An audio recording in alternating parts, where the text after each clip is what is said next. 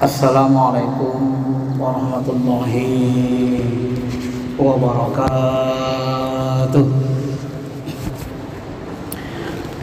Alhamdulillahilladzi khalaqana min turab. Alhamdulillahilladzi an'amana bi ni'matil iman wal islam wal ihsan wal ma'rifah wal afiyah. Asyhadu an la ilaha illallah wahdah la syarika lah wa asyhadu anna Muhammadan abduhu wa rasuluhu alladzi la nabiyya ba'dah. Allahumma salli ala habibina syafi'ina Muhammadin wa ala alihi wa sahbihi ajmain, amma ba'd. Ma'asyiral muslimin, Bapak Ibu jemaah salat subuh yang dirahmati Allah. Subuh ini kita akan membahas lagi tentang sunnah bid'ah lanjutannya. Ini amanah yang diberikan kepada saya, karena polemik tentang sunnah bid'ah ini sampai sekarang tak bisa kita hentikan. Kadang-kadang, bukan kadang-kadang lagi ya, kalau di medsos setiap hari itu perang, di grup-grup tertentu perang antara sunnah bid'ah ini. Allah Ta'ala berfirman, wala taqfu ma laysa laka bihi ilmin. Jangan kamu mengikuti sesuatu yang kamu tak punya ilmu. Kenapa? Karena sesuatu yang kita tidak berilmu, dengan ilmu mengamalkannya, dikhawatirkan sekali kita mengamalkannya dengan hawa nafsu. Maka ketika Ibnu Taimiyah dalam usul tafsirnya memahami hadis Nabi SAW, man qala fil Quran bi ra'yihi falyatabawwa maq'adahu minan nar. Siapa yang ngomong, bicara, menafsirkan Quran dengan ru'yunya saja, akalnya saja, hendaklah siap-siap masuk neraka. Apa yang dimaksud dengan memahami Quran dengan ru'yu saja, dengan akal saja? Maksudnya adalah bi ghairi ilmin, dengan ilmu, bi ghairi ilmin, dengan tanpa ilmu. Maka saya punya kaedah yang kalau kita pahami dari ilmu agama Islam berdasarkan ayat tadi, maka pahamilah ayat dan hadis itu, sunnah itu bi ilmin, dengan ilmu. Karena sampai hari ini kita sulit mencegah mengajari orang-orang yang memahami Al-Quran hadis dengan terjemah tanpa ilmu. Apa beda memahami ayat dan hadis dengan terjemah tanpa ilmu? Bahaya. Pada kasus-kasus tertentu, bahkan banyak kasus, bisa membahayakan. Maka Imam Ali ketika dia berlalu, berjalan, tiba-tiba dia dengar ada seorang sahabat yang lagi menjelaskan Al-Quran kepada sahabat lainnya. Lalu Ali mengatakan, hei sahabat, hal ta'lamuna bin nasakh wal mansukh? Apakah kamu sudah paham ilmu nasakh dan mansukh, naskh mansukh? Sahabat itu bilang, enggak, celakalah kamu. Kenapa? Karena nanti kalau dia tidak memahami ulumul Quran, sangat-sangat dikhawatirkan dia akan mengajarkan kesesatan, kesalahan yang banyak. Contoh, ya, ini contohnya. Kata Nabi SAW dalam hadis sahih, umirtu, aku diperintahkan, antaktulu, aku memerangi semua manusia hatta yaqulu, hatta taqulun, sampai mereka yaquluna, sampai mereka mengatakan apa? La ilaha illallah. Aku diperintahkan Allah memerangi semua manusia sampai mereka mengatakan la ilaha illallah Muhammadur Rasulullah. Ini kalau dipahami hadis Sahih Bukhari Muslim ini dengan terjemah, maka halallah darah semua orang yang non-Islam. Benar? Halal. Nah, halal darahnya. Pokoknya asal tidak ada la ilaha illallah itu halal darahnya. Ini memahami hadis bi ghairi ilmin, sesat. Kenapa? Karena ada penjelasan hadis ini, ada asbabul wurudnya, ada konteks di mana Nabi, dalam konteks apa Nabi mengatakannya. Ini harus dipahami. Inilah yang dikatakan Ibnu Uyainah, ini ulama besar hadis di masanya. Al hadis mudillah. Hadis itu banyak buat orang sesat. Hadis itu sama dengan sunnah. Sunnah Nabi itu banyak buat orang sesat. Illa lil fuqaha, kecuali hadis itu dikasih dengan fuqaha. Kenapa dikasih dengan fuqaha baru gak sesat orang memahaminya? Karena fuqaha ini ahli Al-Quran, ahli tafsir, ahli hadis, ahli sunnah, ahli fikih. Paham mereka agama mendalam, punya metodologi dalam memahami, berpikir. Al-Quran pun begitu ya, buat orang sesat. Di masa Nabi SAW saja, masa sahabat, sudah ada sahabat yang sesat. Itulah yang kita katakan Khawarij. Apa kata Khawarij? Ali itu kafir. Kenapa Ali kafir? Karena dia tidak berhukum dengan Allah, hukum Allah. Wa man lam yahkum bima anzalallah fa ulaika humul kafirun. Siapa yang tidak berhukum dengan hukum Allah maka dia kafir. Ali tidak berhukum dengan hukum Allah. Muawiyah pemberontak. Hukum Allah dalam Quran, pemberontak itu hukumannya disalib, dibunuh. Bukan diajak tahkim, bukan diajak damai. Ini Khawarij ini jumlahnya sekitar 12.000 orang. Kata Profesor Ahmad Salabi, ahli sejarah Beirut. Ya. Lalu Ibnu Abbas dia datangi itu Khawarij. Diajak jidal, dialog. Nah, kenapa kalian membangkang keluar dari barisan Imam Ali? Karena Ali itu adalah kafir. Kenapa kafir? Karena dia tidak berhukum dengan hukum Allah. Apa buktinya? Apa contohnya? Dia tidak membunuh, tidak menyalib Muawiyah, malah diajak tahkim, malah menerima perdamaian. Apa kata Ibnu Abbas? Apa kata Ibnu Abbas? Ibnu Abbas ngomong, ngasih muqaddimah, pembukaan. Wahai sahabat, tahukah kalian bahwa aku lebih dekat kepada Rasulullah daripada kalian? Benar? Benar. Tahukah kalian bahwa aku itu afqahu minkum, aku lebih faqih, lebih alim dari kalian? Percayakah kalian? Percaya. Nah, sekarang aku jelaskan kenapa Ali menerima tahkim damai dengan Muawiyah. Apa hukum membunuh orang beriman? Haram, masuk neraka. Mana ayatnya? Wa man qatala mu'minan muta'ammidan fajaza'uhu jahannam. Siapa yang membunuh orang beriman maka balasannya neraka jahanam. Nah, kan jelas ayatnya. Apakah Muawiyah dan sahabat lainnya bukan orang mukmin, bukan orang beriman? Orang beriman. Makanya Ali mau berdamai. Yang diperang itu, yang perang terpindah itu orang beriman. Dan mendamaikan orang beriman pun itu wajib. Apabila saudaramu berperang, berkelahi, faslihu, damaikan. Itu Khawarij bengong. Tapi begitu pun yang tobat itu hanya 2.000 orang. 10.000-nya lagi nggak tobat. Mungkin nggak dengar dialognya itu, nggak paham. Begitulah keadaannya. Bapak bisa bayangkan kalau wa man lam yahkum bima anzalallah ini kita bawa dalam konteks sekarang bagi orang belajar agama. Contoh ini contoh ya. Kita naik kendaraan, lihat lampu merah, berhenti nggak?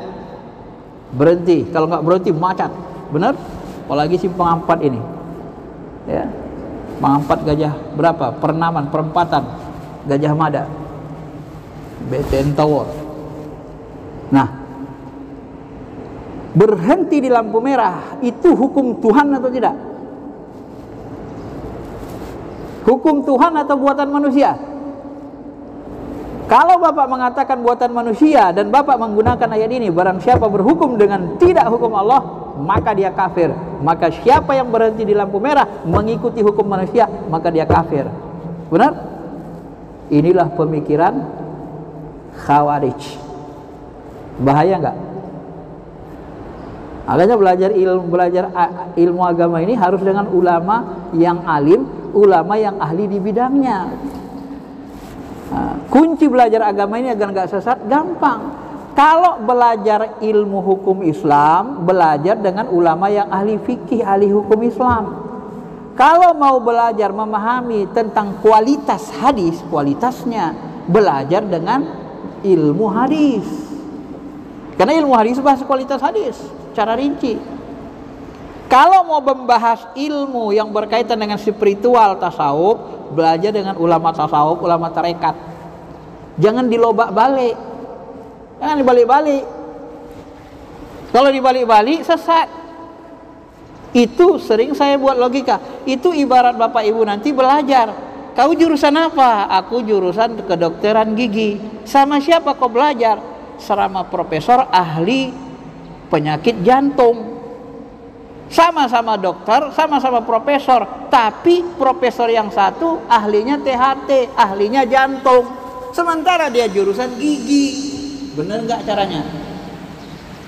Caranya dia sudah salah. Jadi cara beragama yang membuat kita sesat terpental jauh itu gara-gara nggak pakai ilmu, nggak menyesuaikan ilmunya. Begitu juga memahami sunnah bidah ini. Kesesatan utama yang dilakukan oleh umat Islam adalah ketika berhukum tidak pakai ilmu fikih hukum Islam. Pakai apa mereka berhukum, Ustaz? Pakai ilmu hadis.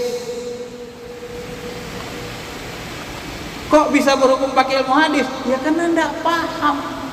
Tercuci otaknya, belajar agama tidak benar gitu. Itu Ustaz apa hukumnya? Bid'ah.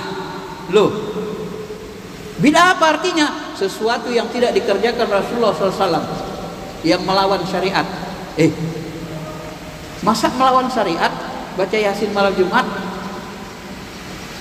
Menentang Allahkah kita baca Yasin malam Jumat? Itu firman Allah, bukan sihir, bukan jimat-jimat setan yang kita baca. Baca firman Allah malam Jumat kok jadi masuk neraka? Akhirnya kita nanti mengharamkan yang halal. Mengharamkan yang halal hukumnya apa? Dosa besar. Hati-hati berhukum kalau nggak mahir. Jangan ikut-ikuti. Sunnah bidah begitu. Sunnah bidah itu bukan hukum. Sunnah bidah itu dia pembagian dalam hal untuk melihat pernah nggak. Sunnah itu apa artinya? Sesuatu yang dikatakan qaulan, sesuatu yang dikerjakan fi'lan, sesuatu yang takriran diakui Nabi.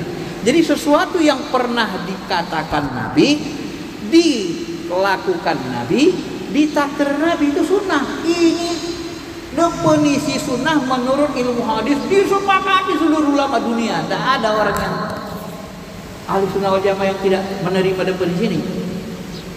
Nah, tapi nanti sebagian orang definisi sunnah itu dirubah sama dia, maka terjadilah nanti mulai bentrok, ya.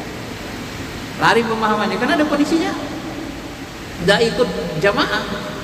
Nah, kalau sesuatu yang dikatakan diperbuat di takdir Nabi sunnah, maka bid'ah pakai ilmu mantik, karena kita definisi itu ilmu mantik. Kalau kita mau belajar definisi, belajar ilmu mantik namanya.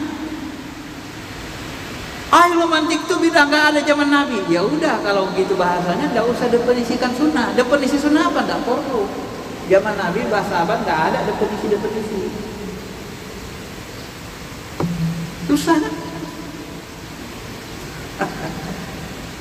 Jadi definisi itu kan sudah dibuat ulama. Secara bahasa sunnah itu kebiasaan, jalan yang biasa dilalui menurut istilah perkataan perbuatan takdir Nabi atau sifat Nabi. Selesai. Lalu bid'ah apa? Kebalikannya lah. Kan kita sudah tahu sunnah. Sunnah itu kebalikannya bid'ah dalam ilmu hadis. Bid'ah itu apa? Sesuatu yang tidak dikatakan, tidak diperbuat, tidak ditakrir. Selesai. Kan sederhana sebenarnya secara ilmu.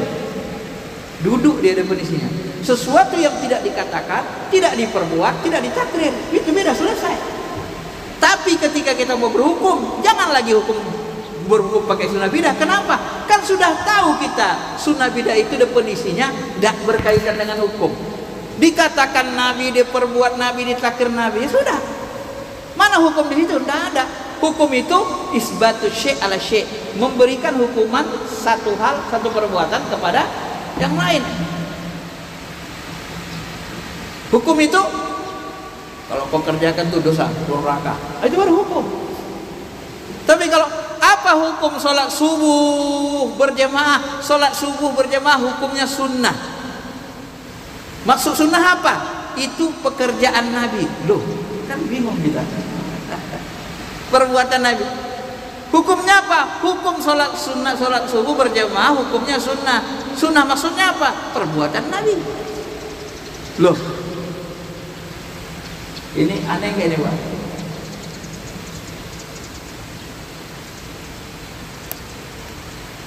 Apa hukum kita sholat sendiri? Hukumnya tidak sunnah, bid'ah. Karena Nabi tidak sholat sendiri. Berarti orang sholat sendiri masuk neraka. Kan recok. Iya kan? Karena tidak dicontohkan Nabi sholat sendiri. Misalnya kan begitu.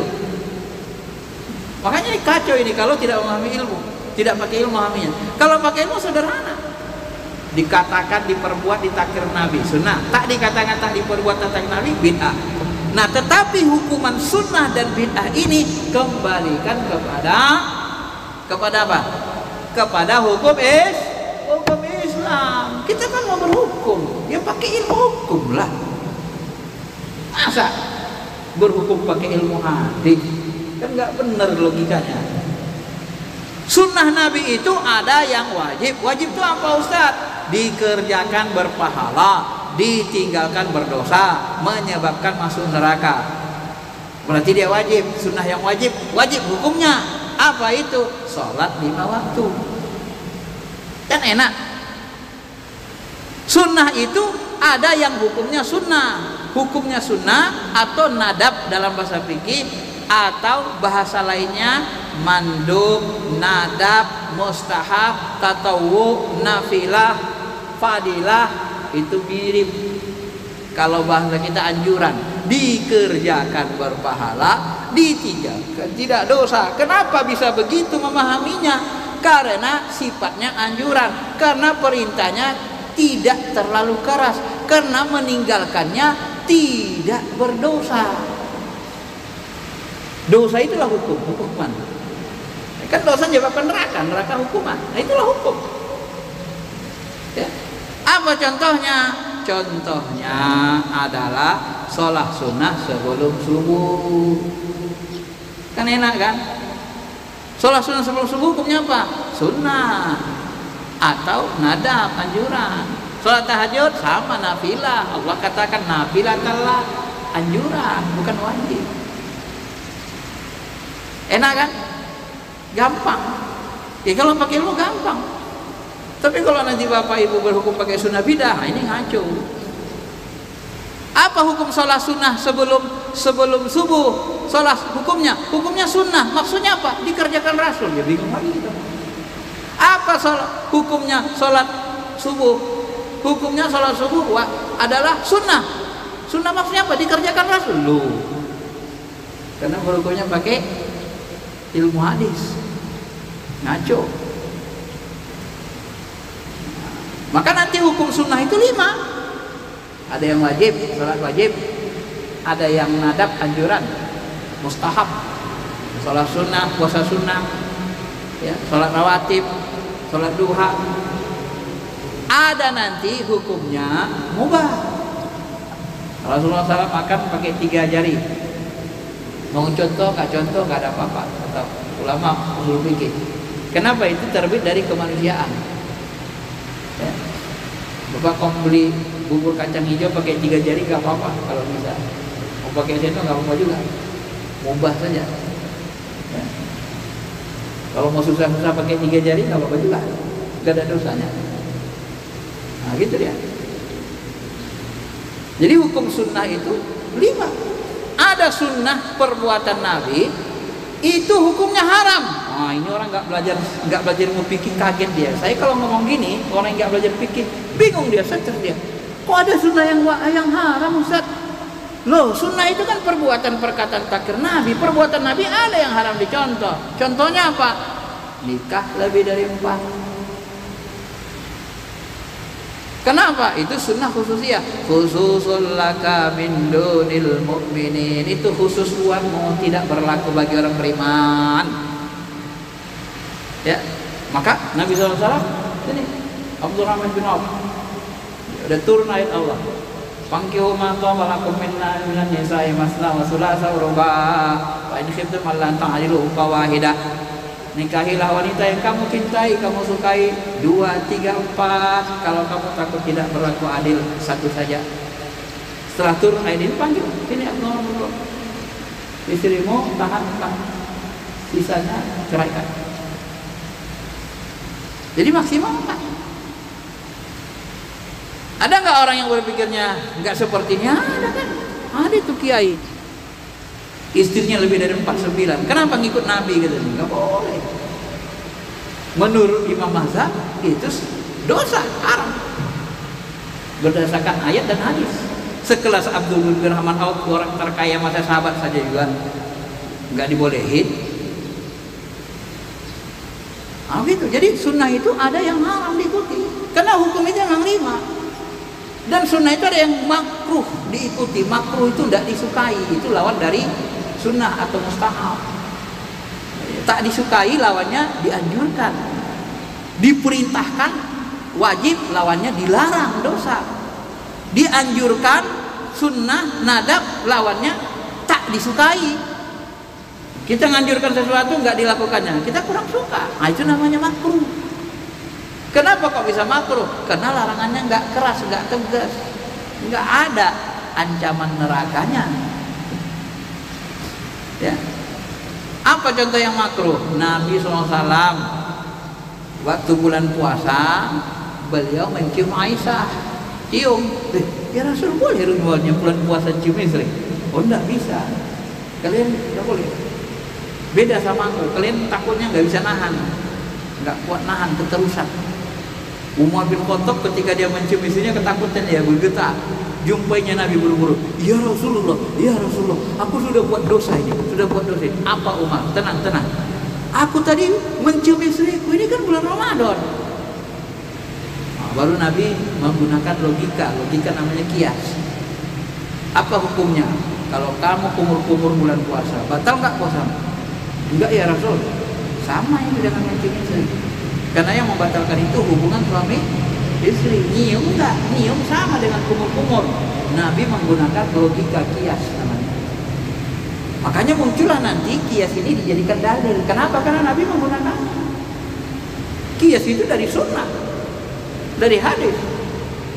Maka kalau ada orang mengatakan dalil itu Quran sunnah, Quran sunnah, Quran sunnah, salah juga. Dalil yang disepakati dalam ilmu hukum Islam Al-Quran, sunnah, ijma, qiyas. Itu yang disepakati. Qiyas masuk. Nah ini kalau mau berhukum, dalam qiyas ini kalau nggak mahir, kalau nggak mahir dalam qiyas, dalam berhukum sesat juga. Contoh orang menggunakan qiyas sesat. Ini sebahagian dari saudara-saudara kita. Kita ziarah kuburan, berwasilah dengan, katakan saja kuburan wali, berwasilah dengan wali. Ya Allah, berkat Syekh Abdul Qadir Jilani, ya Allah, yang dikubur ini, ya Allah, berkat kemuliaan walimu, ya Allah, kekasihmu Nabi Muhammad SAW ini, berkat kekasihmu, ya Allah, Umar, Abu Bakar, Utsman. Kita doa di kuburan itu, berkat kemuliaan mereka, ya Allah, kabulkanlah doaku. Berkat para kekasihmu, kabulkan doaku, ya Rahman. Kita sebut nama-nama kekasih Allah. Ya, dengarlah cinta, kabulkan kita. Lalu ada orang ini yang nggak ngerti kias, hati-hati. Itu orang yang berwasilah dengan kuburan, dengan ruh orang-orang soleh itu sama dengan penyembah berhala. Dikiaskannya pula, Pak. Orang penyembah berhala pun begitu. Kenapa kamu menyembah Latta Uzza Manat? kami bukan nyembah Lata Uzza Manat, kami nyembah Allah, cuman melalui Lata Uzza Manat. Ini namanya bego. Kenapa saya katakan bego? Sama nggak berhala sama Nabi, sama nggak berhala sama wali, sama nggak patung sama ruh orang-orang soleh, orang beriman, ruh para Nabi. Pertama, tidak sama. Kalau tidak sama kedudukannya, kenapa dikiaskan, dianalogikan rusak? Yang kedua, dalam akidah pokok syirik mensyirikkan, tidak boleh menggunakan kias. Nah, coba. Yang boleh kias itu dalam ibadah mahdoh puruk. Dalam ibadah mahdoh pokok tak boleh kias. Dalam akidah pokok syirik mensyirikkan, kafir mengkafirkan, tak boleh kias. Kok berani-beraninya dia gunakan kias? Tadi dia bilang nggak boleh kias. Dia gunain kias. Kurang ilmu juga. Banyak nggak itu seperti itu? Banyak nggak? Banyak.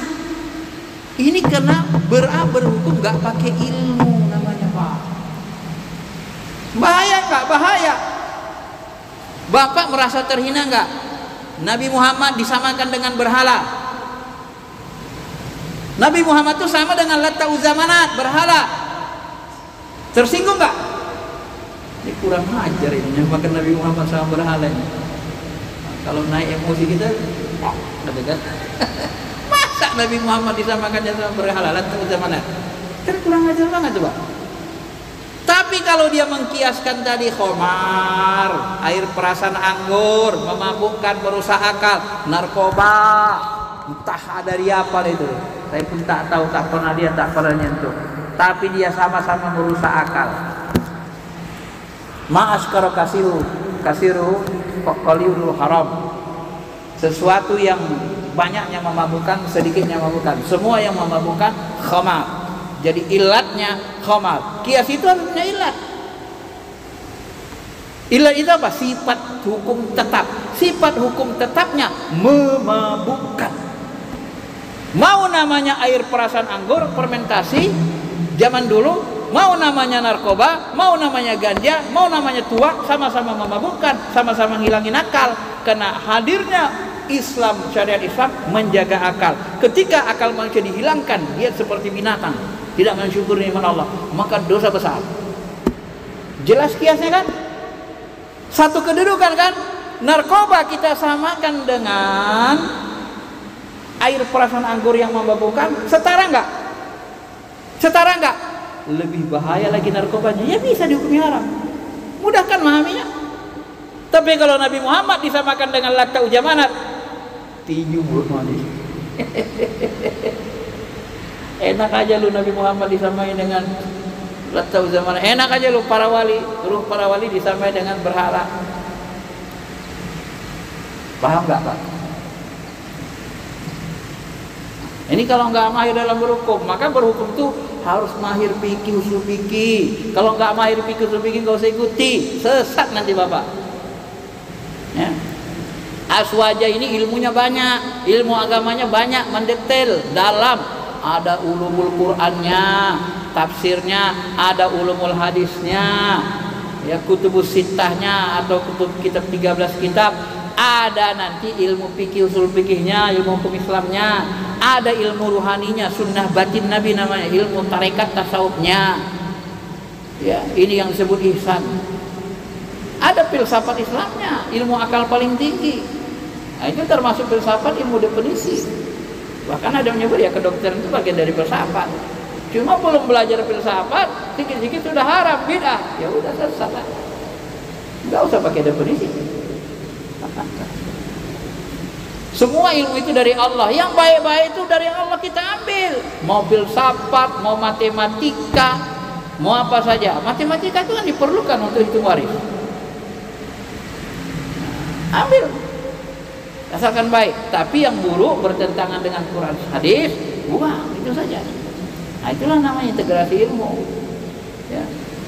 Kalau sedikit-sedikit asal ilmu tidak dari Rasul, karena mereka sebagian menafsirkan sunnah itu adalah ya, sesuatu yang berasal dari Rasul dan sahabat, baik keilmuan, iktikad, akidah, ilmu juga harus dari Nabi dan sahabat. Ya susah lah kita nanti, Pak. Kalau semuanya harus dari Nabi dan sahabat, ilmu muamalat kita pun harus seperti Nabi sahabat. Zaman Nabi sahabat nggak ada plaza. Plaza itu dibuatnya harganya kelinting. Datang kita kasir bayar. Zaman Nabi nggak ada begitu. Susah kita hidup nanti. Kenapa? Karena kita berhayal untuk persis seperti Nabi sahabat. Maka muncul dari sebagian umat kita ini, apa kata mereka? Ibadah itu harus dimurnikan. Agama Islam itu harus dipilih yang murni. Mohon maaf ya. Menurut hemat saya, pemahaman saya secara mendalam, istilah permurnian agama ini, menurut saya katakan, karena ada pendapat yang beda. Menurut yang saya pahami, memurnikan agama ini konsep yang sesat. Kok berani-berani Ustaz sebut konsep sesat memurnikan agama? Agama itu apa isinya? Agama itu isinya akidah, ibadah, muamalah, siasah, ya, munakahat. Ini nggak bisa dimurnikan. Nggak ada perintah. Coba datangkan ke saya mana ayat dan hadis mengatakan murnikan agama Islam. Tak ada. Tak dari mana mereka ambil istilah memurnikan agama. Kalau memurnikan agama, Quran tuh nggak usah pakai titik baris lah. Buang titik baris tasdidnya supaya murni seperti zaman Nabi sahabat. Nggak usah pakai kertas sekarang. Pakai kertas pelepah-pelepah korma, murni. Bisa begitu? Agama ini sudah semua banyak penambahan. Itulah yang disebut bidah hasanah. Bidah hasanah itu nggak bisa diingkari. Sudah banyak penambahan, tetapi penambahan itu penambahan yang memudahkan kita mengamalkannya. Bukan penambahan merusak. Penambahan merusak itulah yang disebut bid'ah sayyi'ah, bid'ah sesat. Ya. Tapi kalau penambahan membantu kita, memudahkan kita memahami Al-Quran, ditambah titik barisnya. Wah, titik baris tambah. Bismillahirrahmanirrahim. Oh, ini huruf ba. Barisnya baris bawah. Tahu kita, kalau nggak ada titiknya, ini huruf ba, apa huruf nun, atau huruf ta, atau sa, atau ya. Kan bingung. Barisnya atas, bawah, depan, atau mati. Kalau nggak hafal Quran, baru pertama lihat Quran, bisa stres. Apanya bacaannya ini gitu. Udah Arab gudul gak ada barisnya aja susah, apalagi gak ada titiknya. Akhirnya stres loh orang memahaminya. Bapak bisa bayangkan kan? Itu Quran, itu firman Tuhan. Loh, firman Tuhan aja ditambah-tambah sama ulama. Mau bilang ulama yang nama-nama itu sesat? Maka pakai akal. Pahami bagus-bagus dengan ilmu bahasanya, ya, dengan ilmu. Ustadz, dalam agama ini gak bisa kita menggunakan akal. Loh, memahami ayat hadis gak pakai akal, terus pakai apa? Mau pakai dengkul? Ya silakan kalau mau pakai dengkul.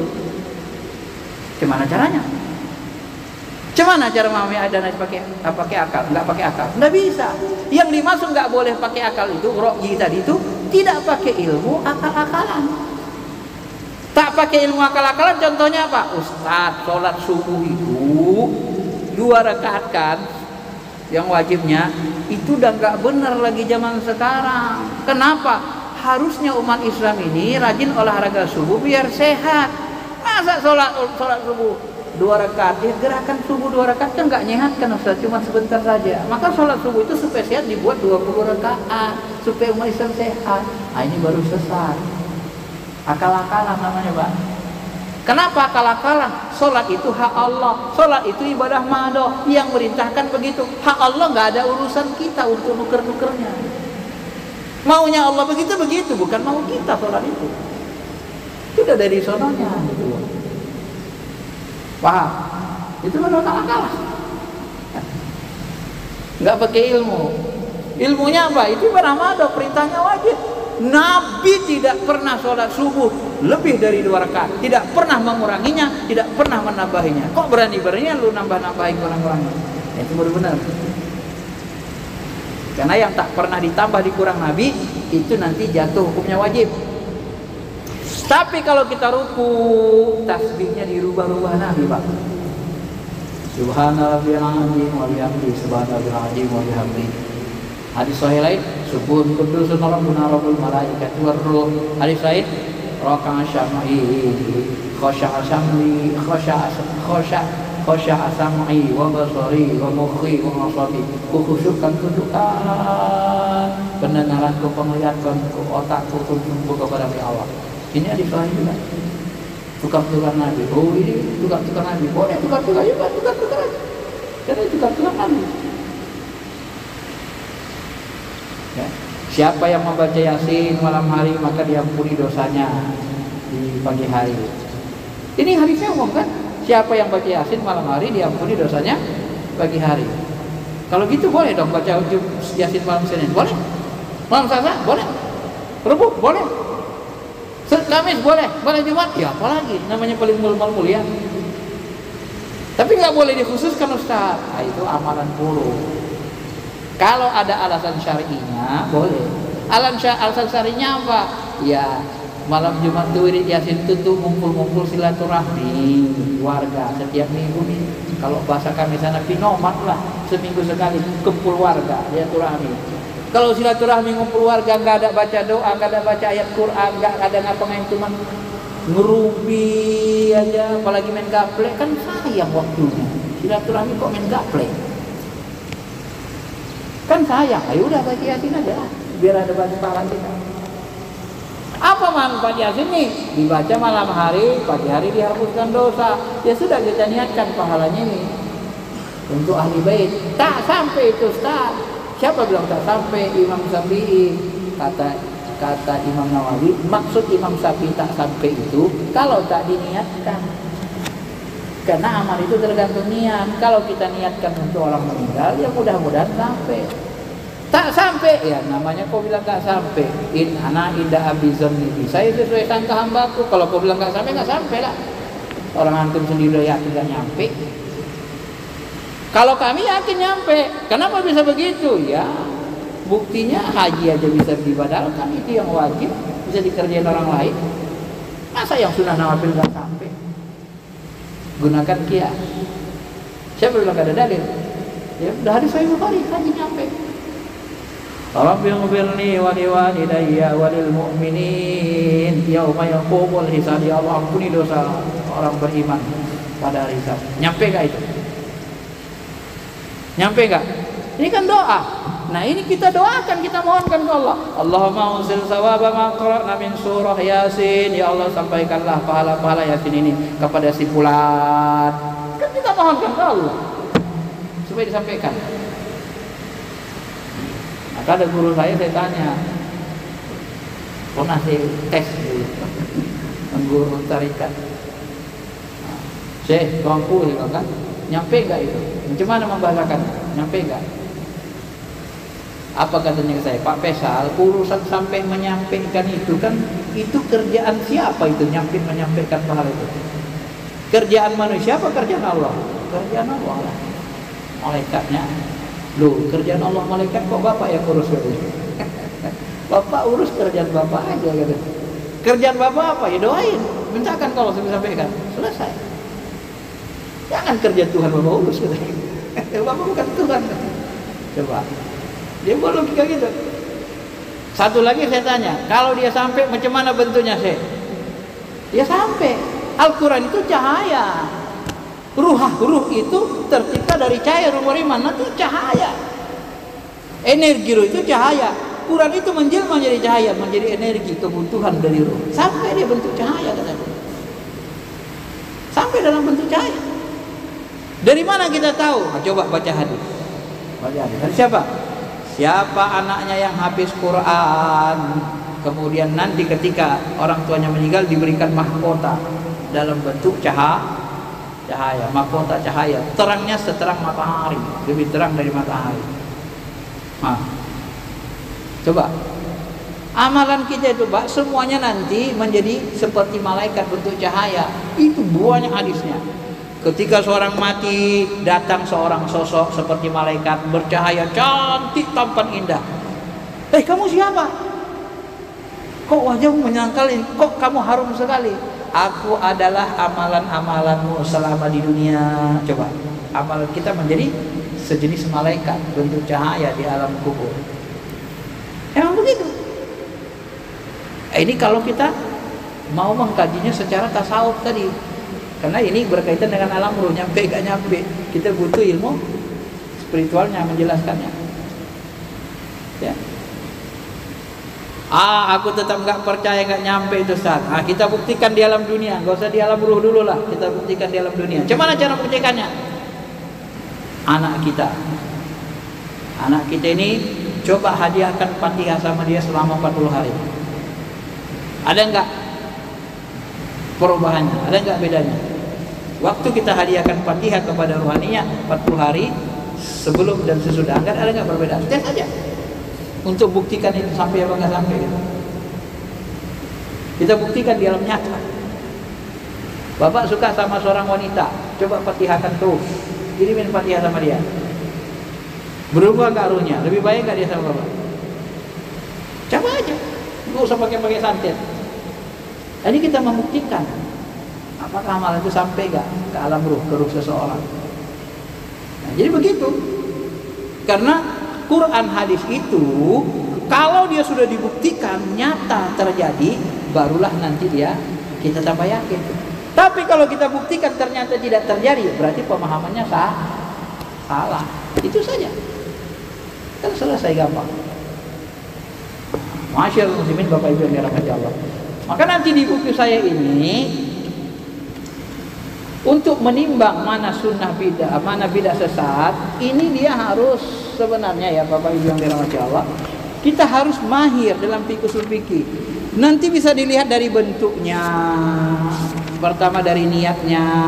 Kalau niatnya salah, kenapa kau baca Quran di kuburan? Aku baca Quran di kuburan ini, ya aku mau menyembah sekalian, nyembah kubur lah. Sesat, niatnya udah salah.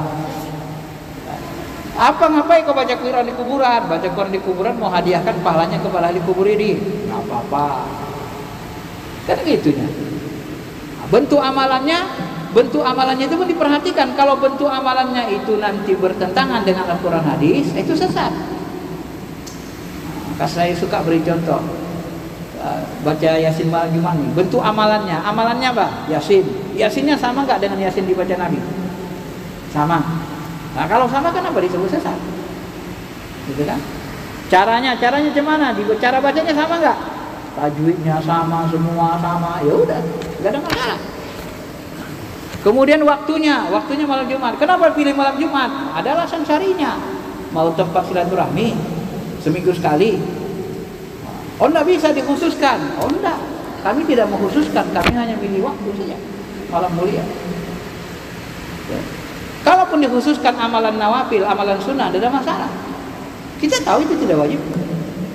Kenapa tidak masalah? Kata Ibnu Hajar, Nabi saja, Fatimah saja mengkhususkan ziarah hari Sabtu. Fatimah itu tiap hari Sabtu ziarah ke makam siapa? Pak Haji Abbas. Ziarah kubur dia tiap hari Sabtu.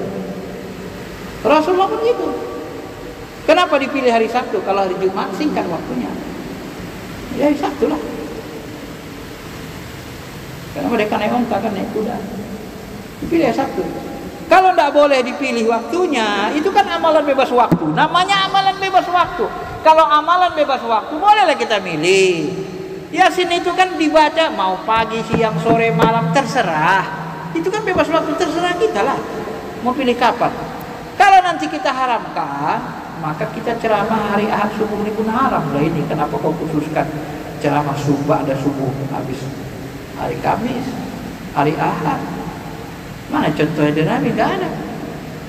Kenapa kau khususkan pengajian duha hari Ahad? Itu kan duha hari Ahad, hari Minggu itu kan hari orang ke gereja. Kan yang ke gereja itu. Kenapa Anda khususkan?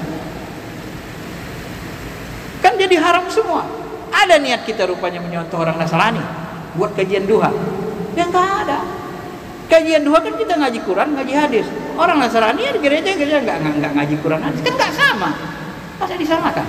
Ya nggak sama. Macam mana nyamakannya? Orang isinya aja beda. Cuman sama bentuk harinya saja, waktunya saja. Dan niat kita kan bukan menyamakan. Paham ini Pak? Jadi waktunya itu pun dilihat. Tapi kalau dia waktunya waktu haram, baru jadi haram. Kalau waktu mubah jangan diharamkan.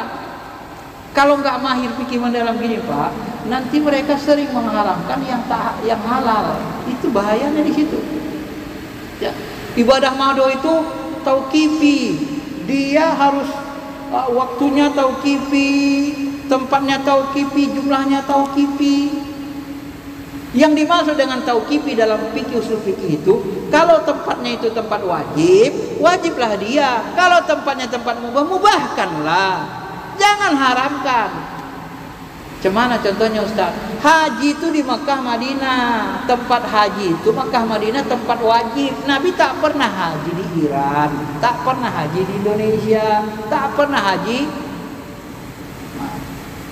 Tawaf itu di Ka'bah. Nabi tak pernah tawaf mengelilingi Masjid Nabawi. Kenapa?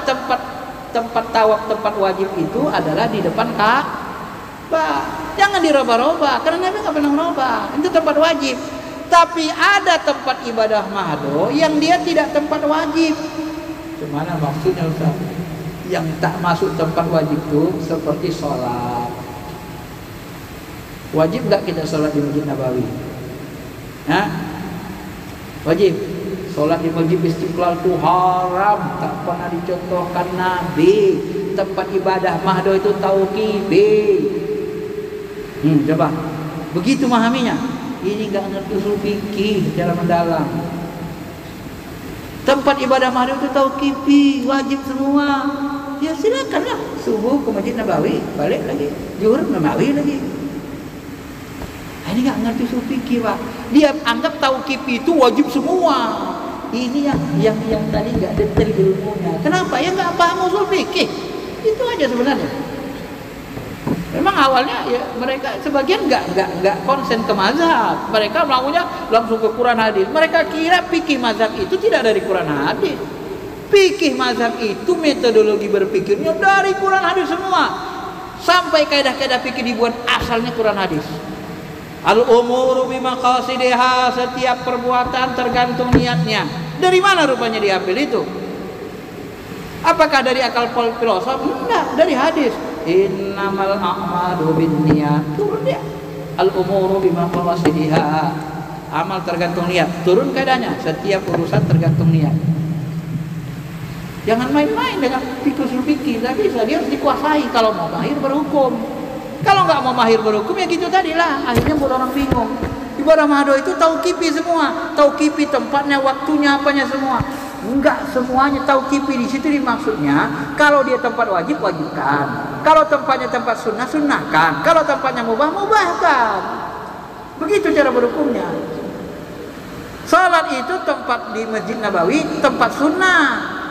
Itu salat di Masjidil Haram 1000 kali lipat dari di Masjid Istiqlal. Nabawi 100. 100.000 di Masjidil Haram, Nabawi 1000 kali. Nah, sunnah itu artinya padilah, keutamaan. Dia lebih utama. Tapi bukan di Masjid Istiqlal jadi haram. Nah, mereka kan enggak. Makanya mereka nanti waktunya pun tauqifi sesuai waktu dia. Susah lah. Setiap hari habis subuh baca Quran 1 juz. Habis subuh baca Quran 1 juz. Juz 1, besok juz 2, besok juz 3. Sesat lu, enggak ada nyontoh Nabi. Mana ada Nabi habis subuh baca Quran 1 juz. Mana dalilnya? Loh, hafiz itu pada masuk neraka semua, Pak. Karena mereka ngapal Quran tidak sama waktunya dengan waktu Nabi. Kenapa? Waktunya waktu bebas. Kok dijadikan wajib tauqifi? Paham, Pak? Ini contoh-contohnya ya. Jumlahnya ada jumlah tauqifi yang tadi rumah Nabi sholat subuh jumlahnya 2 rakaat. Jangan roba-roba, itu jumlah wajib. Tapi kalau sholat malam jumlahnya tidak tauqifi. Maksudnya tak tauqifi apa? Jumlahnya boleh 2, boleh 4, boleh 4, boleh 6, boleh 8. Tauqifinya di dua-duanya aja. Di genapnya. Ya. Paham ini, Pak? Nah, beginilah kalau kita nggak berpikir. Maka saya kadang-kadang ya kasihan lihat umat kita ini kan direcoki dengan pemahaman-pemahaman yang merasa paling benar, tapi ternyata ilmunya sangat dangkal kalau kita dalam gitu kan. Ya saya kira itu aja karena sudah 50 menit ya, mudah-mudahan bisa dipahami. Pembahasan sunnah bidah ini sebenarnya panjang. contoh-contohnya aja sebagian. Ada yang mau tanya? Kalau ada mau tanya, ada orang? Kalau nggak ada, kita sudahi ya. Kita bisa dipahami.